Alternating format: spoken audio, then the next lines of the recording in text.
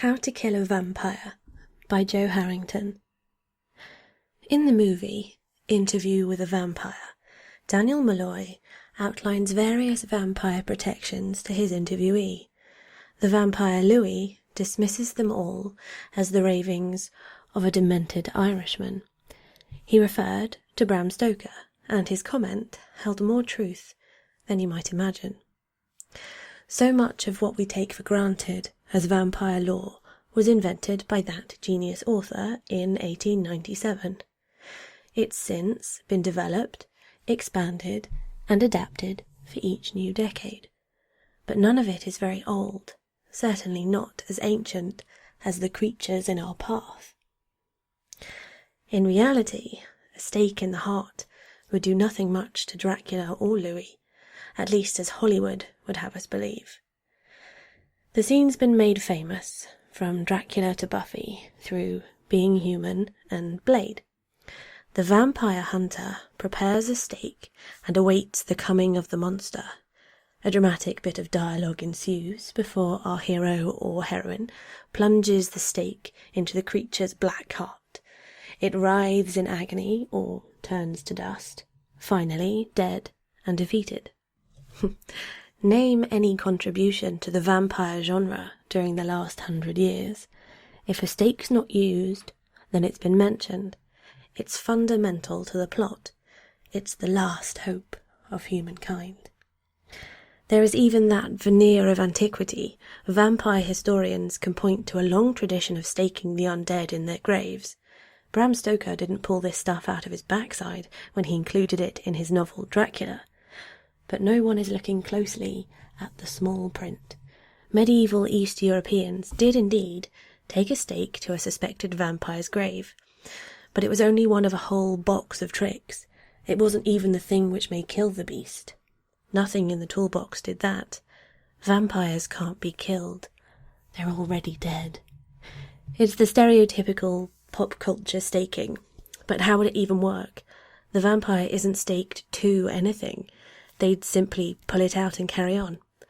You can't kill the undead, the clue's in the name, but you can stop them leaving their graves. That's how stakes were originally used. Your average medieval vampire slayer would take one look at the modern-day stakes and laugh in your face. Their stakes had a crossbar near to the top. It served the dual purpose of pinning the corpse to the ground beneath and invoking the protection of Christ. The point of a stake was to stop a vampire from being able to rise from its grave. Imagine it like a tent peg. Would you bother attaching your guide rope to any peg without a hook on top? No, because it would just slip off and your tent would collapse. A medieval vampire encountering a modern-day stake would just rise off it. There would be no crossbar pinning them to the earth. There was no pain, no hurt. They were already dead. What's one more hole in their body compared to decomposition and being buried 6 feet under? Some vampire hunters didn't bother with a stake at all. They simply turned the corpse over. When it reanimated, it wouldn't realise it was now face down. It would dig and dig, but instead of reaching the surface, it would be merely going further underground. Other experts advocated dismemberment. It would be difficult for a vampire to walk in search of its prey if its feet had been severed, and it couldn't eat the flesh and blood of the living if it had been decapitated. When a vampire scare hit New England during the 18th and 19th centuries, the terrified population took this option. Graves have been exhumed in Rhode Island and Connecticut, with isolated cases as far west as Minnesota, where the thigh bones had been crossed Jolly Roger style over the skeleton's fractured chest. The skull was placed on top. Nothing could kill them, but certain things could keep them in their graves. The stake was just one part of this. Bram Stoker only elevated it above all else because he was trying to hammer home the link between his Count Dracula and the historical Vlad the Impaler. Now, that was a man who knew how to kill with stakes, only his poles were several feet high and his victims were human beings. The true horror was in the reality not Stoker's literary fiction. Usually, the villagers and or families in peril knew precisely where their vampire's grave was located. It was generally, and tragically, a deceased family member. Occasionally, an area would be threatened by an unknown bloodsucker. Steps could be taken to locate the grave, like releasing ravens to find it, but in the meantime, the best that people could do was to hope to keep the creature away. Much of our modern vampire lore comes from Bram Stoker. He did his research too. He took reams of disparate folklore from around the world, then picked and mixed what would ultimately end up in Dracula. He enriched it with several inventions of his own. Vampires have no reflections in mirrors because Bram Stoker wanted something to indicate visually that they had no soul. He also took a brief mention of garlic and made it the vegetable weapon of choice against the vampiric undead. He could just as easily have gone for turmeric. That herb was mentioned in the same Roma folklore from which he lifted the notion of garlic. But then garlic was more common in both Britain and Ireland, while turmeric, aka Indian saffron, could be expensive to acquire. Maybe Stoker wanted to give his human readers a fighting chance. Yet, it's never explained why garlic or turmeric would repel the undead. A clue could lie in the fact that garlic is a very healthy food to eat. Its properties render it a strong favourite for nutritionists today. Historically, it was also viewed as a kind of cure-all. If it was that good for the body, then it could be great for the soul too. For that reason, the classical age Greeks left cloves of it at crossroads so that the goddess Hecate could snack on it. Shopkeepers in India would hang it up to ward off evil spirits, and if Pliny is to be believed, the ancient Egyptians worshipped garlic and onions as practical deities. These traditions trickled into Europe with the Roma and attached themselves to warding away vampires too. But in truth, garlic would have to be a pretty good cure-all to combat actually being dead.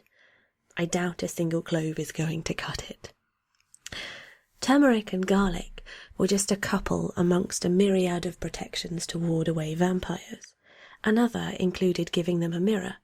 The creatures were so self-absorbed they'd become enthralled by their own reflection. Their erstwhile victim could then make a clean getaway. Alternatively, rice could be scattered on the floor. The vampire would become overcome by the need to count them. A whole night could pass in safety if you just kept adding more dried rice to occupy the undead. I don't recall any of this turning up in Twilight. The good people of medieval Europe were very firm on their notions of what happened when you died. You went to heaven or hell. There might be levels of purgatory or limbo along the way, but ultimately you were in the hands of a deity. What you were not supposed to be doing was knocking on the door after a bite to eat. Vampires didn't sit well with the teachings of the church at all. No soul should have been left behind. The first vampires were deities or demigods. For the early medieval church, belief in them was very much seen as a residue of pagan times. It should be noted that blood wasn't always a factor. In these reports, often the victims slowly had their vitality or life drawn out of them. They were losing their souls to the other side. There were also unwelcome parallels to be drawn between the Christian tradition of consuming the blood of Christ and the monstrous blood-sucking of the undead. Priests counselled their congregations about turning away from the love of God. Disbelief would dissipate those heathen horrors. However, the Middle Ages also saw several outbreaks of plague. Vampire tales always erupted alongside pestilence, not least because there was an increased chance of people being prematurely buried in the belief that they were already dead. By the vampire epidemic of the 17th and 18th centuries, church leaders gave up trying to banish the menace of superstition. Instead, they incorporated it. An important blueprint for the religious reaction came from a 2-volume study written by Dom Augustin Camlet. The French monk and scholar published his treatise on the apparitions of spirits and vampires or ghosts of Hungary, Moravia and sea in 1751. It collected folk tales and legends together. While never expressly stating that vampires were real, it did provide instructions on how to deal with them. If vampires existed, then they belonged to the devil. Christian faith, as represented by all of the symbolic tools, could repel it. Suddenly, exhumations of suspected vampire corpses required a priest in attendance. Crosses, holy water, or a prayer could ward off a vampire at your door. It's a trope which has very much carried into the modern vampire lore, as evidenced by many clips from Hollywood movies.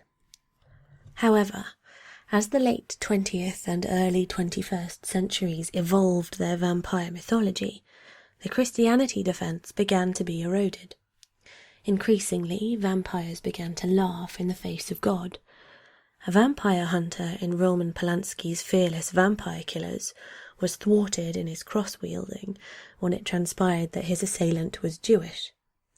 By the time we get to True Blood, vampires like Bill Compton are able to stride into an actual church to present a talk on the American Civil War.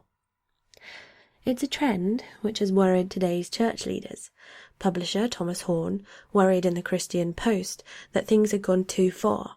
He warned, mass media has traded Bela Lugosi-like vampires of former years, which could be vanquished with Christian symbols, for monsters of profound demonic character, depicted as impervious to Christ's power.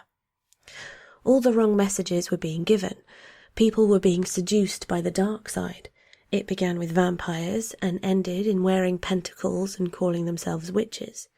His advice was for clerics to give sermons addressing the issue. Good Christian folk should move away from vampires again before it erodes their own faith. But that's a real-world debate for Christians. How about the rest of us? Will a decent cross and a sprinkling of holy water save us from the undead? No, not really.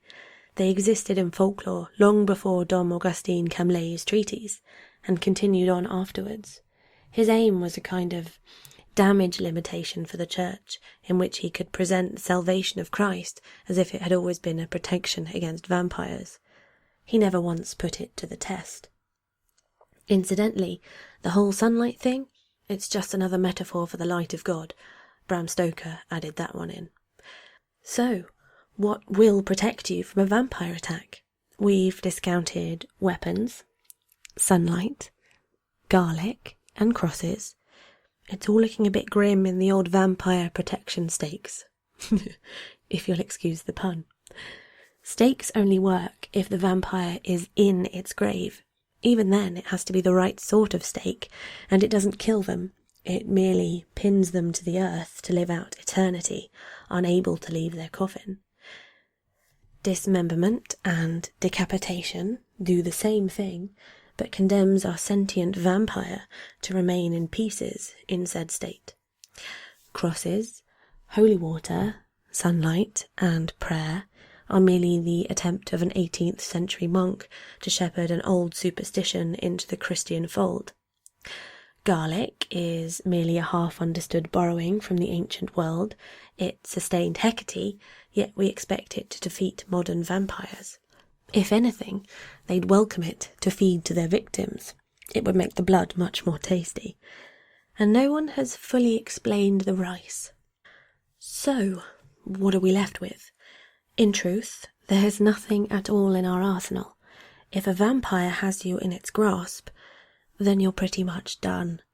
The only possible protection left is the simplest, and one which Dom Augustin Camlet would applaud. Assume that they are fictitious, the panicked imaginings of ignorant minds or a thrill sought at the theatre. Then hope that they never come for dinner.